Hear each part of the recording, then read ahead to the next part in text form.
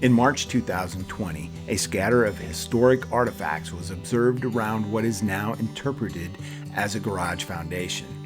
After removing vegetation for the GPR survey in July of 2020 and following heavy summer and fall rains, some artifacts were collected in 3 areas near the concrete foundations in October 2020.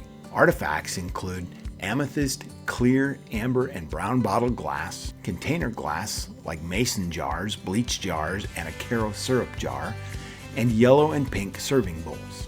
A variety of ceramics were collected including porcelain, ironstone, industrial porcelain, stoneware, and earthenware.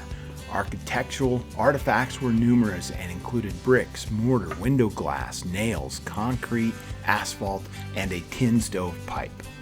Other artifacts in the area included tin cans and blue-gray enamel stoneware lid to a cooking pot, coal, mussel shells, bed springs, and a rubber shoe sole.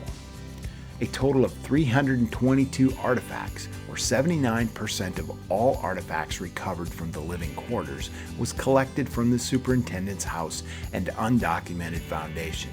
Ceramics and glass are the more interesting and time-sensitive artifacts from most archaeological sites.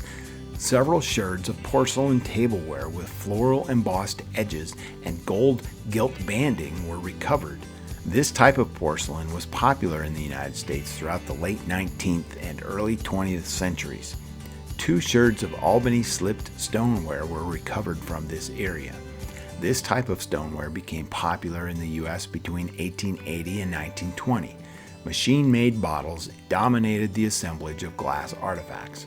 Although machine-made bottles began as early as 1880s, they did not become widespread across the country until the early 1910s. The domestic and architectural artifacts provide information about the daily lives of the residents at the hatchery. Activities represented by domestic artifacts include food preparation, food consumption and storage of food, like in tin cans, and of non-food items in stoneware. Glass containers include a variety of soda bottles, beer bottles, wine and liquor bottles, as well as gallon containers for bleach. The ceramic assemblage includes a chamber pot sherd, stone sherds for storage of dry and wet goods, and several tableware sets, both everyday ware and more expensive fine dining ware, possibly heirloom settings. Tableware sets include dinner plates, saucers, a serving plate, teacups, and coffee cups. Construction materials collected or observed include brick, mortar, window glass, chimney or stove piping, asphalt shingles, nails, and concrete. The absence of children's toys and artifacts typically associated with women, like mirrors, combs, hairbrushes, and perfume or makeup bottles, suggest adult males, not families, were the primary residents of the Superintendent's Cottage between 1912 and 1954.